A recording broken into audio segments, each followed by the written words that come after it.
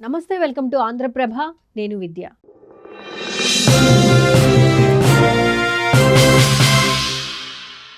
Agro terrorism Covid కంటే భయంకరమైన దాడి.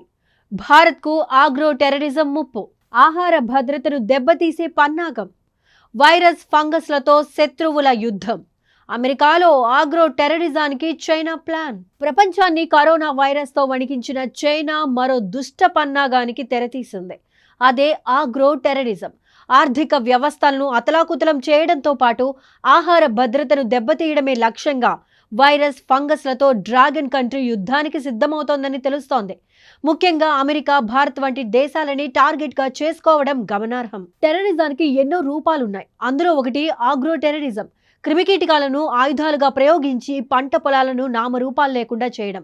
రెండో ప్రపంచ యుద్ధం సమయంలో బ్రిటన్లో పంటలు నాశనం చేసేందుకు గాను జర్మనీ కీచురాళ్లను ప్రయోగించిన సంగతి తెలిసిందే. అప్పటి నుంచి చాప కింద నీరులా ప్రపంచాన్ని చుట్టేయడానికి ప్రయత్నిస్తున్న ఆగ్రో టెర్రరిజం ఆనవాళ్లు ఇప్పుడు బయటపడుతూ ఉండటం తీవ్ర కలకలాన్ని సృష్టిస్తోంది. తాజాగా అమెరికాలో 2 చైనీయులు అరెస్టు కాగా వారి నుంచి అత్యంత విషపూరిత ప్రమాదకరమైన ఫంగస్ ను స్వాధీనం చేసుకున్నారు. ఆహార భద్రతను నాశనం చేయడమే లక్ష్యంగా ఫ్యూసేరియం గ్రామినిరమ్ అనే ప్రమాదకర శిలీంధ్రాన్ని అక్రమంగా అమెరికాలోకి తెచ్చారన్న ఆరోపణల నేపథ్యంలో యుకింగ్ జియాన్, ఆమె స్నేహితుడు జున్ యాంగ్ లియులను అమెరికా పోలీసులు అరెస్టు చేశారు.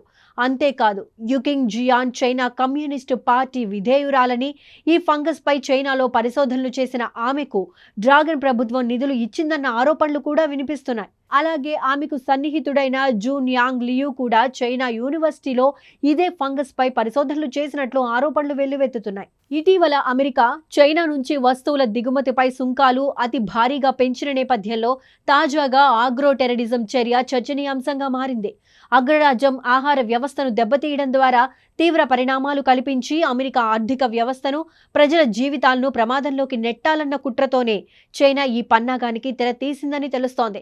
ఇదిలా ఉండగా ఈ శిలీంధ్రం గోధుమలు, బార్లీ, రైస్, అలాగే మొక్కజొన్న వంటి ధాన్యాల్లో హెడ్ బ్లైట్ అనే వ్యాధి కారకం. ఇది పశువులతో పాటు మానవుల్లోనూ వాంతులు, కాలేయం, జనన సంబంధిత అనారోగ్య సమస్యలకు కారణమవుతుంది. ఈ క్రమంలోనే ఈ ఫంగస్ ను వ్యవసాయ ఉగ్రవాదానికి వినియోగించే ఛాన్స్ ఉందని అమెరికా న్యాయ విభాగం చెబుతోంది. దీనివలన ప్రతి ఏటా బిలియన్ల డాలర్ల నష్టం వాటిల్లుతుందని తెలిపింది. ఈ క్రమంలో ఓ చైనా నిపుణుడు చేసిన వ్యాఖ్యలకు ప్రాధాన్యత సంతరించుకుంది. ఆయన ఓ న్యూస్ ఛానల్తో మాట్లాడుతూ ఈ ఘటనను యుద్ధ చర్యగా చెప్పుకోవచ్చన్నారు. ఇది అమెరికాపై చైనా యుద్ధం ప్రకటించింది అనడానికి సంకేతంగా భావించవచ్చు అన్నారు. నిందితులను గ్వాంటనామో బేస్ కి పంపాలన్న ఆయన చైనా అధ్యక్షుడు జిన్పింగ్ నిరంతరం యుద్ధాన్ని ప్రస్తావిస్తూ ఉంటారన్నారు. కేవలం కోవిడ్-19 లేదా ఫెంటనైల్లతో మాత్రమే కాదు, ఊహించలేని విధంగా తీవ్రమైన దాడి జరిగే ప్రమాదం ఉందని చెప్పడం చర్చనీయాంశంగా మారింది. అయితే ఈ ఆగ్రో టెర్రరిజానికి బాధిత దేశాల్లో భారత్ కూడా ఒకటి. పొరుగున పాకిస్తాన్, చైనా వంటి శత్రు దేశాలు ఉన్న నేపథ్యంలో భారత్కు ఆగ్రో టెర్రరిజం తాలూకు ముప్పు పొంచి ఉందనే చెప్పుకోవచ్చు. దీనికి సంబంధించి రక్షణ పరిశోధన అభివృద్ధి సంస్థ 2016లోనే ప్రమాద గంటికలను మోగించింది. దాని ప్రకారం బంగ్లాదేశ్లో కనుగొన్న ఓ విషపూరితమైన ఫంగస్ పశ్చిమ బెంగాల్లోని 2 జిల్లాల్లో కనిపించింది. అయితే వెంటనే అప్రమత్తమైన కేంద్ర ప్రభుత్వం 3 ఏళ్ల పాటు గోధుమ పంట సాగును నిషేధించింది. ఫంగస్ వ్యాప్తిని అరికట్టింది. అంతకుముందు 2015లో పత్తి పంటను నాశనం చేసే ప్రమాదకర వైరస్ పాకిస్తాన్ నుంచి దక్షిణ పంజాబ్ ప్రాంతంలోకి వచ్చింది. దాదాపు 3/2 పంట నాశనం కాగా భారీ నష్టం వాటిల్లింది. ఇక అమెరికాలో అరెస్ట్ అయిన చైనా శాస్త్రవేత్తలపై వచ్చిన ఆరోపణల నేపథ్యంలో భారత్లోనూ కరోనా తరువాత ఆగ్రో టెర్రరిజం అనే కొత్త ప్రమాదం తలెత్తే అవకాశం ఉందని తెలుస్తోంది.